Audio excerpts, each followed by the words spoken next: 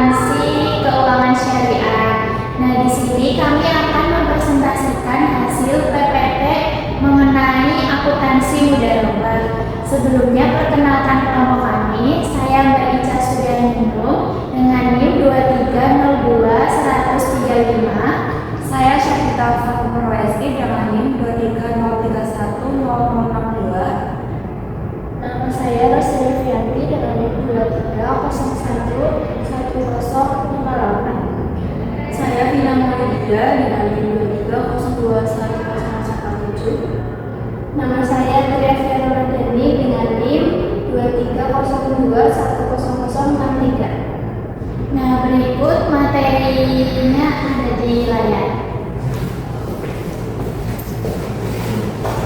Yang pertama adalah latar belakang. Pada kehidupan manusia sehari-hari, masih banyaknya aktivitas warga, khususnya umat Islam yang belum menerapkan akad mudharabah dalam transaksi. Oleh sebab itu, agama telah memberikan aturannya yang tertera dalam buku sucinya, yaitu Al-Quran, yang salah satunya menyebutkan tentang akad mudharabah dalam kegiatan kerjasama.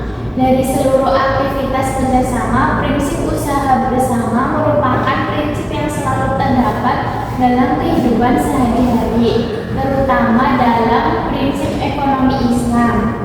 Menjadi makhluk sosial, nilai kerjasama atau usaha bersama adalah suatu norma yang dapat mewujudkan kerjasama antara sesama insan. Sebagai akibatnya, insan bisa merasakan kedudukannya menjadi sosial yang mempunyai korelasi satu dengan yang lainnya. Di sini terdapat definisi akad mudharabah. Akad mudharabah merupakan akad kerjasama suatu usaha antara pemilik modal, yaitu shahibul mal, dengan pengelola mudharib, dan keuntungan usaha dibagi sesuai nisbah yang disepakati dalam akad. Dalam hal ini, akad mudharabah terjadi antara pemilik modal atau seorang investor yang menyediakan modalnya untuk diberikan kepada pengelolanya. Nah, seluruh keuntungannya yang dibagikan harus sesuai dengan bagi hasil nisbah yang telah disetujui dan tidak diperbolehkan, yakni adanya sejumlah keuntungan tertentu dengan ketentuan pada awal hanya diperuntukkan pada shahibul mal atau mudharib sendiri. Apabila tidak menunaikan kewajibannya salah satu pihak ini atau sedang terjadinya perselisihan antara para pihak, maka dilakukannya penyelesaian melalui lembaga yang berwenang.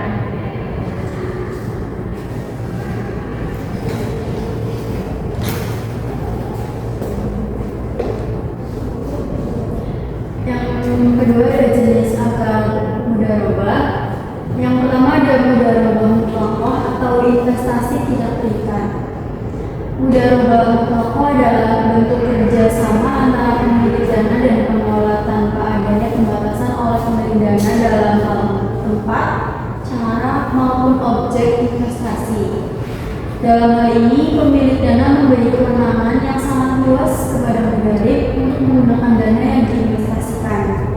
Dalam perbankan syariah, kontrak mudharabah mutlaqah digunakan untuk tabungan maupun pembiayaan.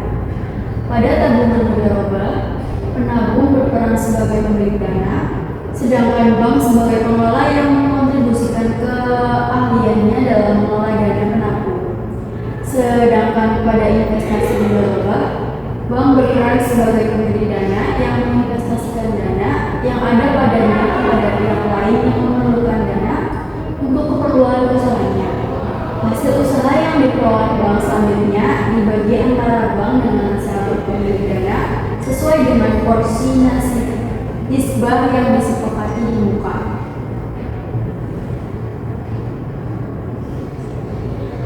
Yang kedua ada mudharabah muqayyadah atau investasi terikat.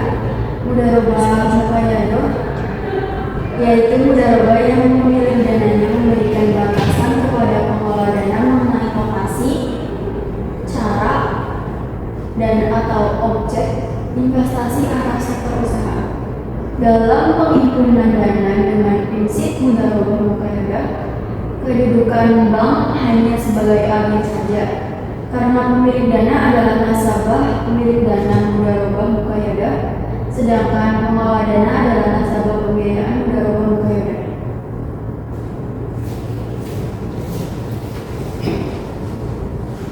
Selanjutnya, definisi pembagian hasil adalah akad bersama kegiatan usaha yang di dalamnya dijanjikan adanya pembagian hasil atas keuntungan yang akan didapat antara kedua belah pihak atau lebih. Jenis bagi hasil terdiri atas mudharabah dan musyarakah.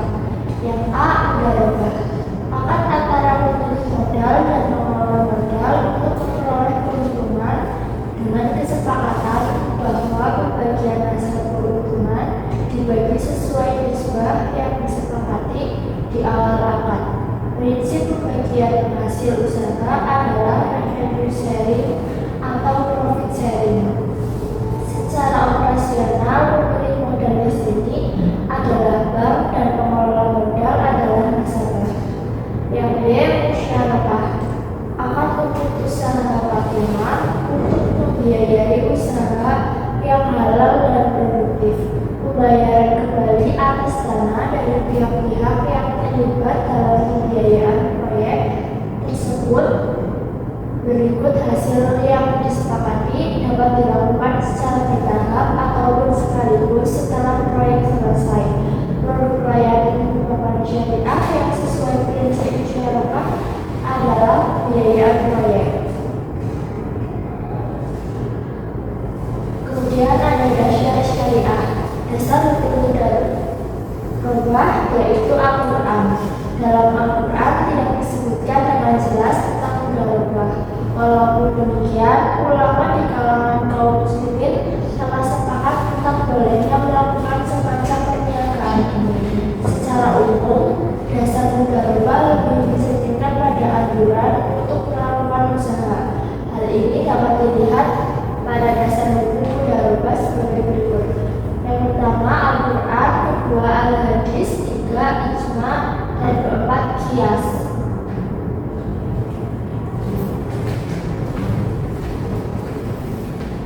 Selanjutnya yaitu pengakuan dan pengukuran mudharabah. Yang pertama, pengakuan awal investasi. Saat sahibul mal atau pemilik modal menyerahkan modal kepada mudarik atau pengelola, modal dicatat sebesar jumlah kas atau aset yang diserahkan. Pengakuan berdasarkan nilai nominal yang disepakati. Mata uang dan nominal harus jelas dan transparan. Yang kedua, pengukuran modal diukur pada nilai historis atau historical cost. Untuk modal dalam bentuk kas dicatat sesuai jumlah yang disetor. Untuk modal non-kas dinilai sesuai nilai wajar pada saat penyerahan. Pengukuran harus mencerminkan nilai sebenarnya tanpa rekayasa. Yang ketiga, karakteristik pengukuran bersifat transparan, dapat diverifikasi sesuai prinsip syariah, mencerminkan keadilan antara sahibul mal dan mudarik. Yang keempat, pengakuan pendapatan. Pendapatan diakui pada saat dibagi hasilkan. Metode bagi hasil sesuai nisbah yang disepakati. Pembagian berdasarkan keuntungan real atau profit sharing. Tidak ada pendapatan yang diakui sebelum ada keuntungan.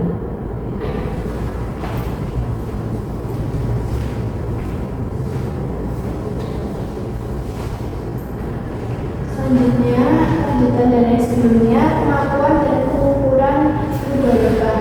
Yang kelima ada pengakuan beban dibagi menjadi 4. Yang pertama ada beban operasional menjadi tanggung jawab mudarik. Kedua, beban dicatat sesuai prinsip aktual.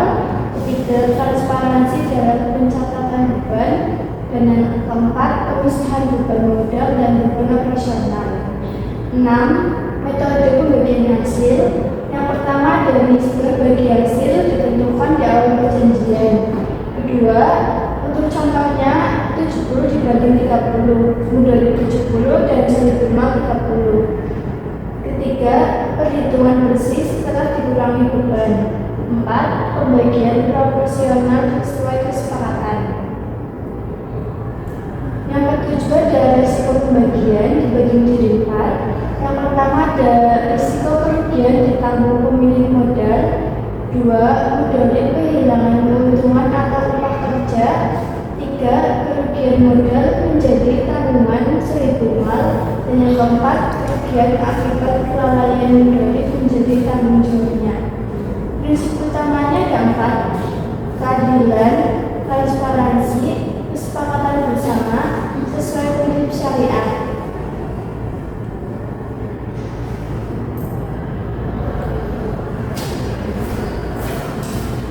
Selanjutnya ada perlakuan akuntansi PSAK nomor 105, pernyataan standar akuntansi keuangan atau PSAK nomor 105 tentang akuntansi mudharabah yang memuat pertanyaan yang bertujuan untuk mengatur pengakuan, pengukuran, penyajian, dan pengungkapan transaksi mudharabah, baik untuk akuntansi untuk pemilik dana maupun akuntansi untuk pengelola dana.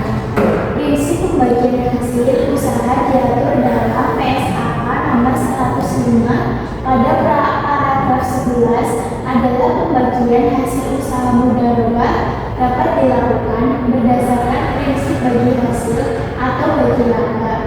Jika berdasarkan prinsip bagi hasil, maka dasar pembagian hasil usaha adalah laba bruto atau gross profit, bukan total pendapatan usaha atau omset. Sedangkan jika berdasarkan prinsip bagi laba, dasar pembagian adalah laba neto atau net profit, yaitu laba bruto dikurangi beban yang berkaitan dengan pengelolaan dana mudharabah. Nah, selanjutnya ada rukun mudharabah. Yang pertama ada pihak-pihak yang terlibat, yaitu shahibul mal dan mudharib. Yang kedua ada modal berupa uang tunai atau aset lain yang dapat dinilai dan digunakan sebagai modal usaha. Yang ketiga ada kerjasama usaha. Mudharib melakukan usaha menggunakan modal tersebut. Selanjutnya keuntungan, nisbah bagi hasil harus ditentukan dengan jelas di awal.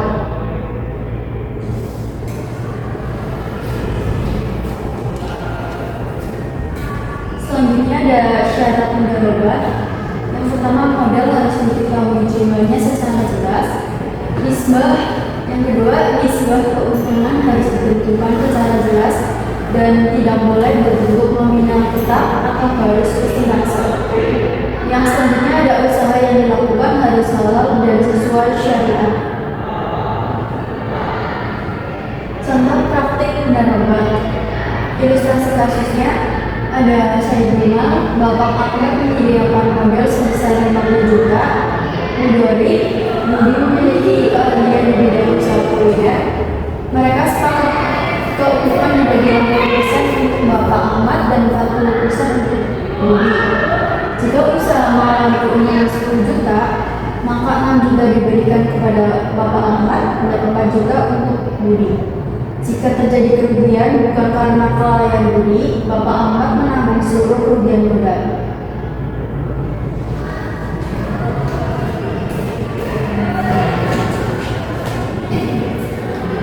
Selanjutnya ada aplikasi mudharabah. Alam praktik perbankan syariah. Mudharabah sering digunakan untuk 1. Tabungan mudharabah, nasabah sebagai sumber mal dan bank sebagai mudharib, di mana keuntungan dari pengelolaan dana dibagi sesuai nisbah. Yang kedua, pembiayaan mudharabah. Bank sebagai sumber mal memberikan modal kepada nasabah sebagai mudharib untuk mengelola usaha. Konsep ini mencerminkan prinsip keadilan dan kemitraan yang menjadi landasan dalam ekonomi syariah. Kelebihan dan kekurangan. Kelebihan dan kekurangan mudharabah. Yang pertama ada kelebihan. 1. Mendorong kerjasama berbasis kepercayaan dan keadilan.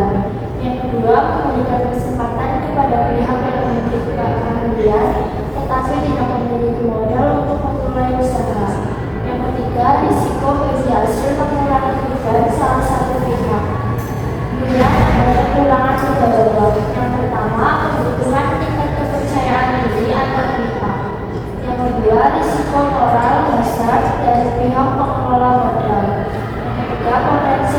sulit jika pembagian keuntungan tidak transparan.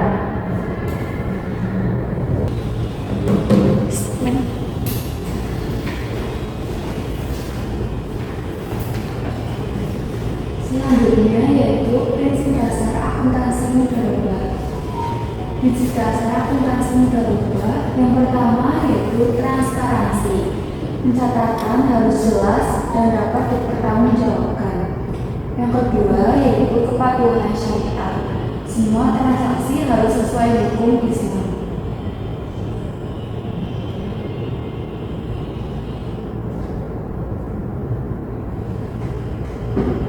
Yang ketiga yaitu pemilihan keuntungan. Keuntungan dibagi berdasarkan nisbah yang disepakati di awal. Yang keempat yaitu pengakuan kerugian. Kerugian ditanggung oleh sahibul mal kecuali karena kelalaian mudharib.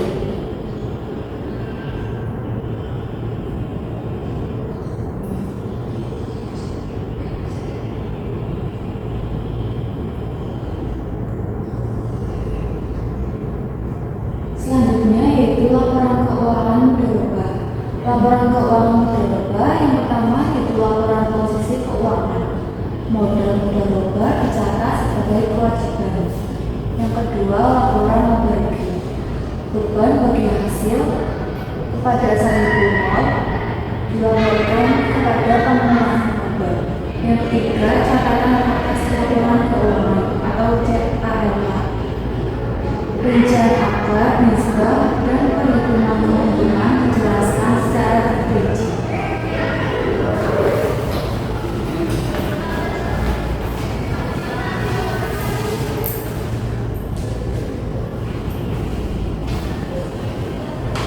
Selanjutnya ada pengakuan dan pencatatan akuntansi.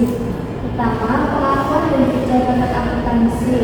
Penerimaan modal dicatat sebagai kewajiban oleh mudharib. Dua, pembagian keuntungan. Untuk pembagian keuntungan, bagian keuntungan yang menjadi hak sahibul mal diakui sebagai kewajiban. Tiga, kerugian tanpa kelalaian. Kerugian yang terjadi tanpa kelalaian mudharib dicatat sebagai pengurangan modal.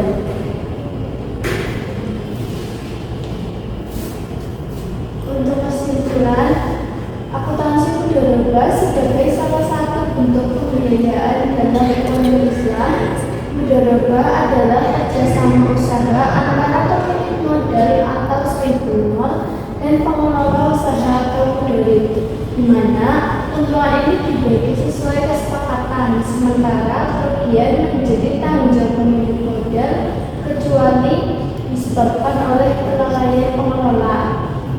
Dalam akuntansi mudharabah sendiri ini, pencatatan harus dilakukan berdasarkan prinsip syariah dengan memperhatikan transparansi, keadilan, dan keakuratan sesuai standar akuntansi syariah dalam PSAK 105. Penerapan akuntansi mudharabah yang baik tidak hanya mendukung pertumbuhan ekonomi berbasis syariah, tetapi juga memberikan kepercayaan kepada semua pihak yang terlibat dalam pembiayaan. Dengan memahami konsep dan praktik akuntansi mudharabah, diharapkan lembaga keuangan syariah mampu menjalankan operasionalnya secara efisien, amanah, dan sesuai syariat Islam.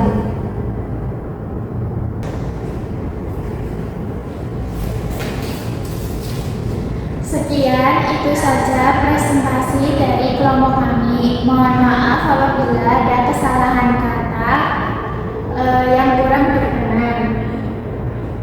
Sekian.